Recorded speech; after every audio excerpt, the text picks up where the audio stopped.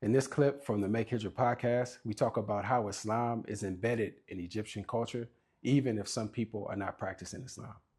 It's like the country is the support system. So as a revert back home, your support system is the network that you've got, right? The masjid, the brothers. And if it's a good masjid, established masjid, you find that the reverts are successful. If it's small towns and small cities, a lot of the time the reverts end up falling off. And I've met that, I know dozens, is not exaggerating, brothers in my city that no longer practice or left Islam. A large number, I could name them, So because the support system by city for reverts isn't that great, or wasn't that great. Right. Now it's a little bit better. But here, it's different. Masjid's there, masjid next to the house. It's more than that though. Right. Some things you can't explain. It's more than that. It's the, it's the whole thing, like, saying Salaam Alaikum everywhere. Right. Saying mashallah, alhamdulillah, little things that just prop you up. Right. You're having a bad day, your iman drops.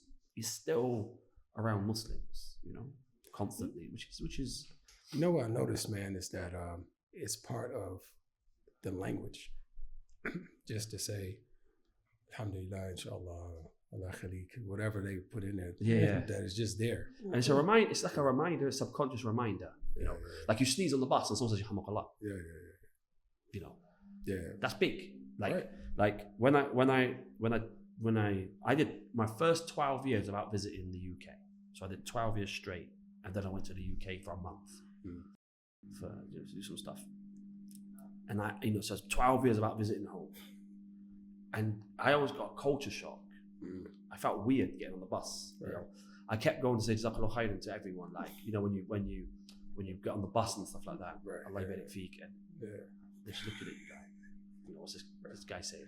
It was culture shock. I didn't like it. I actually felt this picture stuck in my head. I got off the plane and I'm going through the airport with my bags, and I see a man, just like he's got his girlfriend and he rubs her back, and and they start public displays of affection, right?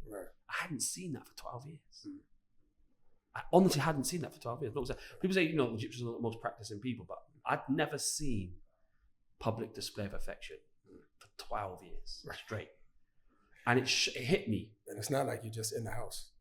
No, it's in the street. It's like in the airport. No, I'm talking about you. You weren't in the house for 12 years. No. I work. I go around. You know me. So you see that. It's in everything. So you're in the street. And I'm even talking about that when you mix with maybe the more higher end of society. Even then, it's still much more conservative. Even people that don't wear hijab and these types of things, they're much more conservative naturally. Right.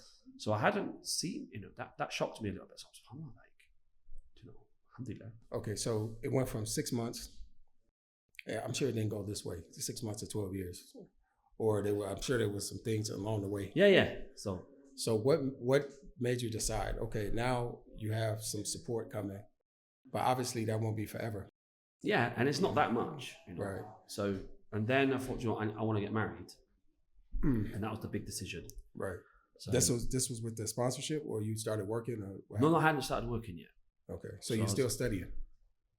Yeah, until I wanted to get married. Okay. So when I want to get married, at that time it was enough to marry, to pay the rent and feed, but not for the studies. Oh. Okay. Right. So I had to make a decision. Do I want to marry, stay here long term, or continue study on that until it runs out and then I go home, and then marry, when I get to the UK, marry. So they were my two choices. So still UK was an option. Yeah, of course. Technically it's home at that time. You know what I'm saying? Yeah. So I mean, when did you decide I want to stay here, or once in the Muslim world? Yeah. So being here for 6 months, I was like, I would prefer to live like this. It's just as a student. I just live in the Muslim world. Just live it's easier to be a Muslim. Right. That's just how I look at it. We can everyone always, when this topic Hijrah comes up, there's all this stuff. There's no utopia. And I'm not saying there's a utopia here. I'm not saying there's not oppression. I'm not saying there's shortcomings. I'm not saying any of that. Right. But full stop, in general, on a basic level, it's just easier to be a Muslim. Right. Like generally. Yeah. You can argue, but I can earn better money in England. And okay, for you, that might be the case. Right. But just in general, it's just easier being a Muslim. I don't have to look at the foods. Is it halal, haram? Look at the packets. Right. And the simple stuff. Right. I think we take that for granted, by the way.